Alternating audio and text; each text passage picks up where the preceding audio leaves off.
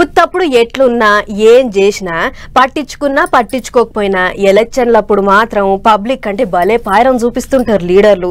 ఆడోళ్లకు అన్న లెక్క, ముసలోళ్లకు కొడుకు లెక్క, పొలగాళ్లకు మామ లెక్క, అబ్బో ఎన్నెన్ని తీర్లో అవతారం ఎత్తుతుంటారు. అట్లనే ఇప్పుడు ఇటు తెలంగాణల అటు ఏపీల లీడర్లంతా తీరు తీరు ప్రచారం చేస్తున్నారు. ఊర్ల పొంటి తిరుక్కుంటా భలే జోలి చెప్తున్నారు. అగ చూడుర్రి. అవసరం ఉన్నదంటే అడగకుండానే పోతారు ఎవళ్ళైనా. గిట్లనే ఉన్నది ఇప్పుడు లీడర్ల వ్యవహారం. ఓట్లు కావాలంటే ఊర్లు పట్టుకొని తిరగాలి. అందుకే కాళ్ళు నొచ్చినా కీళ్లు నొచ్చినా వాడలు పట్టుకొని తిరుగుతున్నారు. మూలకున్న ముసలమ్మను కూడా అవ్వా తినవానే అని పలకరిస్తున్నారు.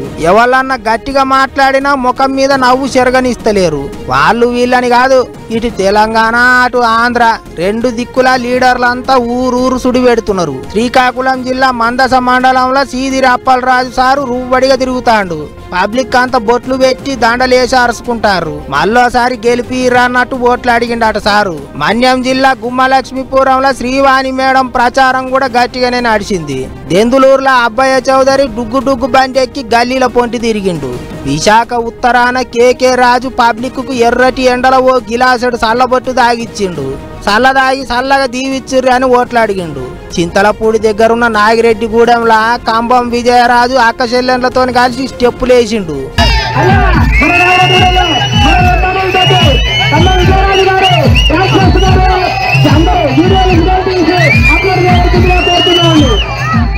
ఇక పులివెందులలో వైఎస్ అవినాష్ రెడ్డి ప్రచారం దుమ్ము లేపుతున్నాడు.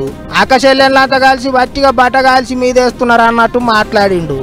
మరణానికి కారణమైన వాళ్ళు తప్పకుండా బయటికి రాకుండా పోరు. 100% ఎస్టాబ్లిష్ అవుతుంది.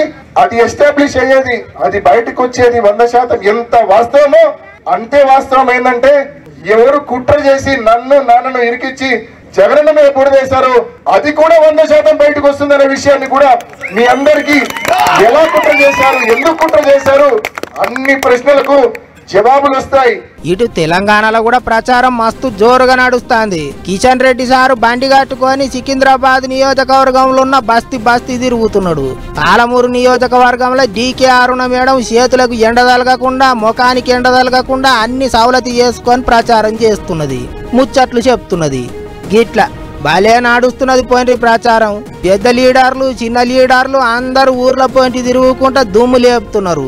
లీడర్ల ముచ్చట్లతోని పబ్లిక్ చెవులకు పట్టిన చిలిమేమన్నా ఉంటే వదులుతున్నది. మరిగా చూడాలి ఎవళ్ళ ముచ్చట్లు ఎంత ఈగుర పెడతాయో. మే 13 తారీఖు నాడు ఎవళ్ళ మొఖాలు తెల్లగైతాయో.